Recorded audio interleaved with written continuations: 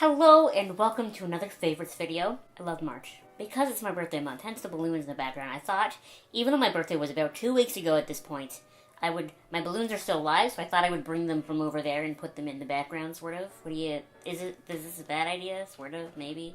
I don't know. We're gonna leave them there, though. And I've actually been keeping a list this month of things I could talk about so that I would have more than just like one or two things to mention in this video, so we're gonna start with skincare, and then go into makeup, and then go into other things. So first and foremost, I felt like my night routine, as far as my skincare goes, needed a toner.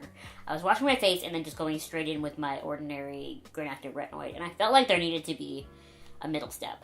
So when I happened to go to Winners one day, LOL, I go to Winners every day, I saw this just sitting there, and this is the Thayers Witch Hazel Aloe Vera Formula Original Astringent.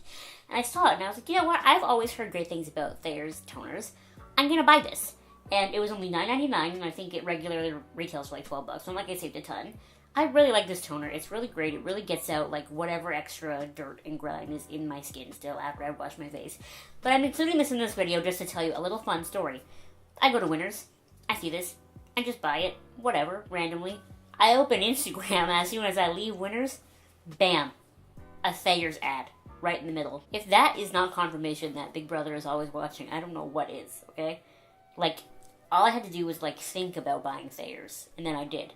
And then there it was. I didn't look it up. I did nothing. It was just there. So anyway, this is a great toner, and the FBI is watching me. And that was actually the only skincare product I wanted to mention, but I do have 2 makeup products, I think? So, I don't frequent Sally Beauty very often, just because it's kind of out of the way for me, and, you know, like, Sally brands aren't talked about a lot, so I just don't think about going there to get stuff.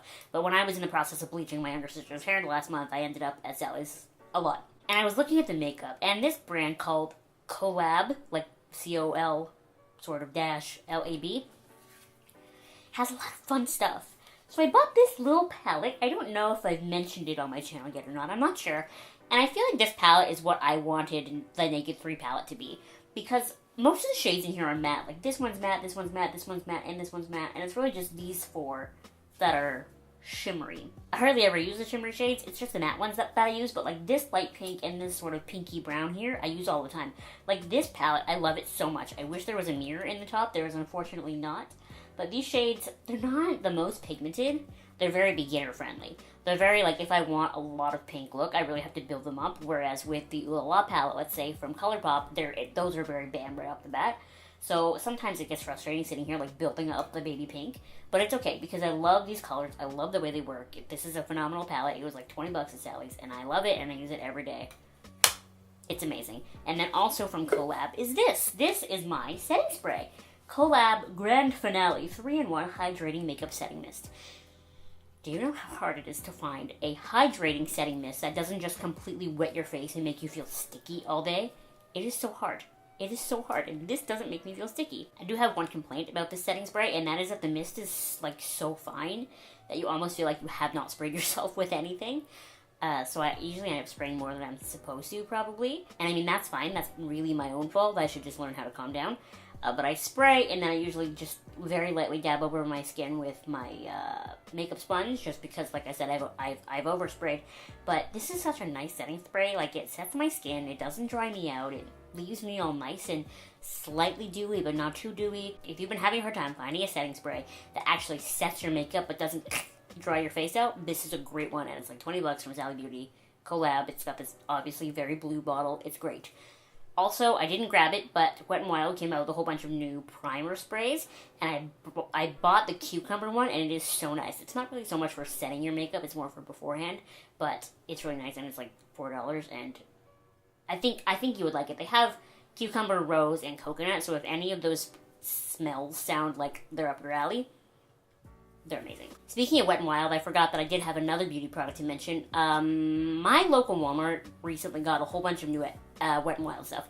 They haven't got new Wet n Wild stuff in like 5 years. So when I went there one day and like the Zodiac collection was there, it was bizarre. And so I was looking around at some stuff, and I wasn't going to buy anything, and then this loose highlighter caught my eye, okay?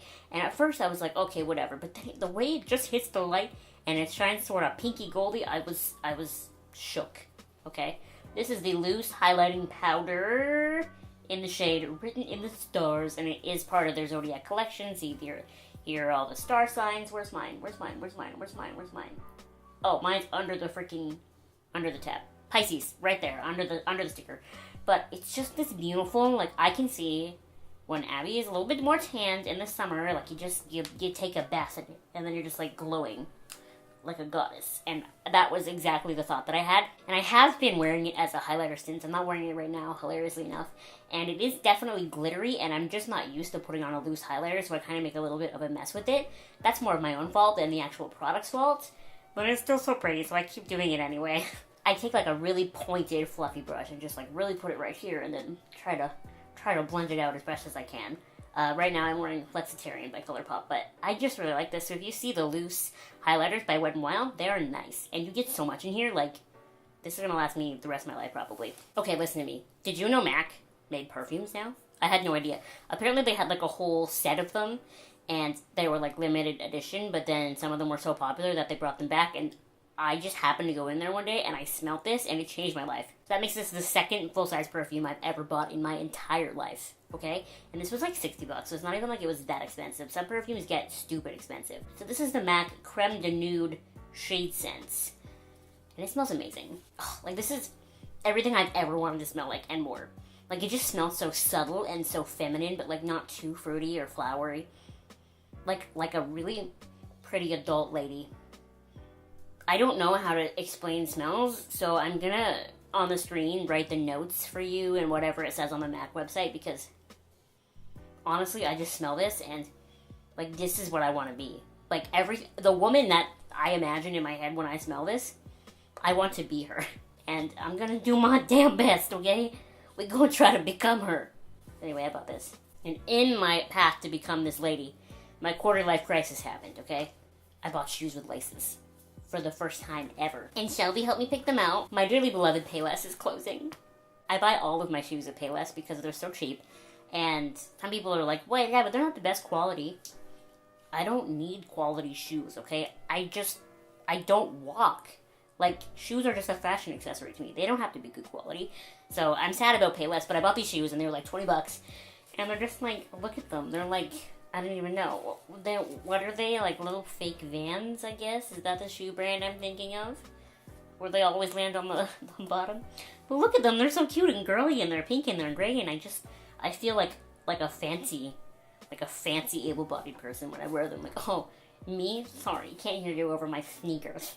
Although, man, like, putting on shoes with laces is so much work. Like, why did no one tell me that you have to, like, undo them and put them on? So what I've done is I've just done them up loosely so that I can slide my foot in and out.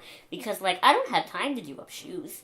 Y'all didn't tell me to spend so much of your life doing up shoes. Someone needs to calculate that by the end of the average person's life, how much of their life have they spent doing up their shoes? Because I'm not ready to make that commitment. So I just have them loose enough that I can just slide my feet in them, which is probably very unsafe if you walk, but I don't walk, so here we go. So now we're going to move on to movies and stuff. So I happened to go to Walmart late February, and I was just, hanging out. I hadn't been to Walmart in a very long time, and I think that was when I bought a lot of that new Wet n Wild stuff. I was just hanging out, and I was like, let's go look at the movie section, okay? Because I love buying movies. And I found the Friday the 13th box set for $20, okay? So this has movies 1 through 8 on it, and I watched all 1 through 7. I can't bring myself to watch part 8. I just can't do it, because it's called Jason Takes Manhattan. I just can't get over how stupid it sounds, and then I've heard it's so stupid. Like, obviously these are 80s slasher movies. Parts of each of them are stupid, but I find 1 through 7 really enjoyable. Like, I want to watch them again. I really liked them. I want to watch them again as much as I want to watch all the Saw movies again, But I can't bring myself to watch the one that's called Jason Takes Manhattan. And then I know there's more movies after those 8 too, and they get even more dumb. But the 1 through 7 is really good, and I really enjoyed it. So then I was kind of like, well, if I've watched all of Jason, I should probably watch Freddy too. Now this I couldn't find inexpensively anywhere. I had to order it off Amazon. It was my birthday present to myself because it was $50. And this is movies 1 through 1, 2, 3, 4, 5, 6, 7, 8 as well, with the 8th one being Freddy vs. Jason. Now I have not watched these all the way through because I'm not enjoying them as much as I enjoyed Jason. I think one of the issues with Freddy is I don't like that he talks. Because they gave him such terrible dialogue. Like, the movies will be so good, and I'll be, like, actually really into the idea that this is a villain who can only get to you through your dreams, and can only get to some people through other people's dreams, and, like, I'll be really into, like, the lore of it, and then Freddy comes out and has some stupid one-liner, and it's, like, it just completely takes me out of it. It's so terrible. So that's why I think I might like Jason a little more, because he doesn't have dialogue, so it can't really wreck it. Although the actor, I've never known how to pronounce his last name. I think it's Eglund, right? Robert Eglund? England. Like England, but England, I think. Sorry, English, terrible. Like, he does a phenomenal job with what he has. Like, it's not his fault. It's the writer's fault for making these cheesy. But anyway, I've been watching these. I really enjoy them. Me spends the first half of this video talking about pink makeup, and then I pull out my slasher box sets. Another slasher that I watched is Rob Zombie's Halloween. It's on Netflix, and I have the very controversial opinion that I loved it. I thought it was so good. What always frustrated me about the original Halloween series is that in the second one, they're just like, oh, by the way, Michael Myers and Laurie are brother and sister. Like, what? I feel like that fact should have either come forward in the first movie or not been mentioned at all, because it seems like it probably would be an important factoid, you know? So that always frustrated me. Obviously, the original movie is phenomenal, and it's a classic, and it scared the patooties out of me when I first saw it, and I was 16 years old, and we watched it in broad daylight in my TV arts class. I had nightmares. Just so we're all clear here, I was 16, and I had nightmares. So Michael Myers will always have a special place in my heart, because he's the only slasher that I'm actually afraid of. I really like Rob Zombie's version because it gives you that backstory that they're brother and sister to begin with. It gives you, you know, more than just like a 3-second opening scene of Michael as a kid killing his sister. It kind of builds that a little bit more. And, you know, like, even though Michael doesn't talk, is an adult, and he's just like murdering things, I enjoy having that little bit of backstory, not because I think it makes him more sympathetic, because it most definitely does not, just because I think it makes things make a little more sense, if you will. Like, where did this boy come from? I just like having the backstory. I don't know. I'm such a nerd, and I like having the backstory, okay? I want to know everything about something, if I'm going to know anything. And those are all of my favorite things, and so I just wanted to tell you a little bit about my birthday, because my birthday was on the 16th. For my birthday, all of my work friends got together and they got me a fish, because I've always wanted a work pet, and I was teasing my sister that I was going to get her a Betta Fish for her birthday, so instead my work got together and got me a fish. And his name is Henry, and he's so cute, and he lives on my desk at work, and I love him to death. And I'm very frustrated that apparently you're not supposed to touch Betta Fish. Like, I wanted to pet him, but apparently you're not supposed to, so I just have to look at him every day. And then that night, that Friday night, my friend Shelby and Sarah and I, we went to see a comedian. You might have heard of her. Her name is DeAnne Smith. She played here in Niagara locally. I think she has a CBC, like a special, like they did like a series of Canadian comics, and I think she's one of them. I love her. She's so funny. I'm not a comedy show girl. I never find comedians funny, but I think DeAnne is so funny, and I laughed out loud a couple of times, and I've been to other comedy shows where I did not laugh at all. So if you're like me and you don't find comedians funny, she's actually really funny. And then, of course, the next day, my actual birthday was Toronto Comic Con, and so Kate and I went to that. I hung out with Jason. No big deal. And now, looking into April, I've always considered April to be like a filler month. If you have followed this channel for a while, you know that. Hopefully I'll be able to save a little bit of money in April, because Anime North is in May. From the looks of my spending habits, the answer to that is no, I will not be able to spend any money. At least I'll try. Can that be one of those things where the thought counts, or no? Like, it's just like I really need to save money for Anime North, but I really want Michael the Distant statue that I've wanted for like 1,000 years, but I also want to spend a lot of money at Michael's and do pointless crafts. Which part of me is going to win? We just can't know. We just can't know. What did you love in the month of March? Make sure you let me know in the comments below, because it makes me feel all warm and fuzzy inside. And thank you so much for watching. Make sure you give this video a thumbs up, and you subscribe to my channel if you have not subscribed already. And I will see you next time. Bye!